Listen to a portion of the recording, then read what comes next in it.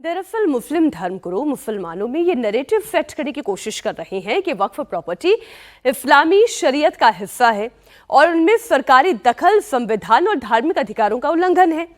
बिहार के गवर्नर आरिफ मोहम्मद खान ने इसका भी काउंटर किया और बताया कि गरीब मुसलमानों और पसमानदा मुस्लिमों का कल्याण करना है तो उसके लिए कानून में संशोधन जरूरी है। इसके लिए उन्होंने इतिहास का जिक्र किया।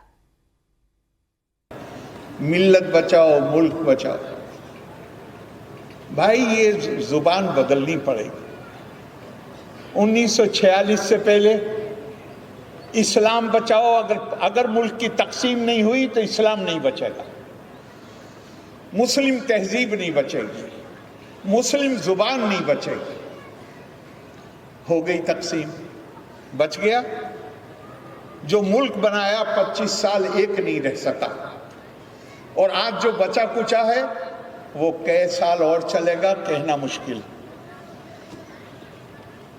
मुल्क तकसीम होने से पहले, अब तो उस जमाने के कोई लोग होंगे नहीं, 1920 में खिलाफत की तहरीक चली, खिलाफत बचाओ।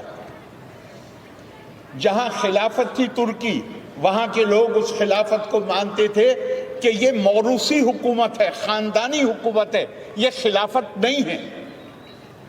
अरब भी उसे खिलाफत नहीं मानते, अरब उसकी मुखालफत कर रहे थे। तुर्की के लोगों ने उसे ख़त्म किया और हमें अल्लाह ने अजीब मिजाज दिया है। हम कह रहे थे बोली अम्मा मोहम्मद अली की जान बेटा खिलाफत पे दे। अरे 56 मुल्क हैं, आप तो उस तुर्की की खिलाफत में आते भी नहीं थे। अब दुनिया में 56 मुल्क है, कोई एक तो अपने आप को खिलाफत डिक्लेयर कर दे, बाकी किसी को फिक्र नहीं है। सिर्फ हिंदुस्तानी मुसलमान जो ये बड़े हैं मुसलमानों में, ये तो सिर्फ लीडरशिप देते हैं। ये सारे तहरीकों में अगर नुकसान किसी ने उठाया है और कीमत अदा की है तो वो ये वाले मुसलमान हैं जो गरीब हैं, कमजोर हैं, पिछड़े हुए। जज्बाती बातें करते हैं, उनके अपने बच्चे तो आप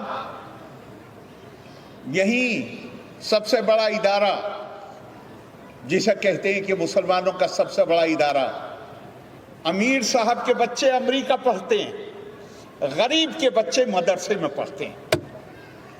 क्यों?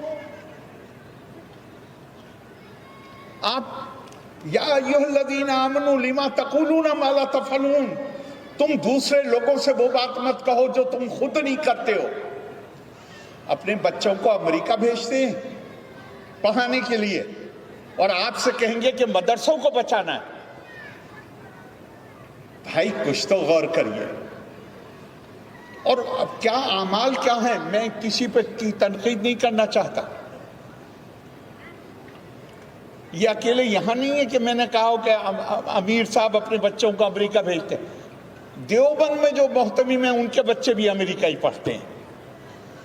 और फिर सारा निजाम देखिए, देवबंद के 2 टुकड़े हो गए आज से कोई 25-30 साल पहले, जमीयतुल उलमा के 2 टुकड़े हो गए।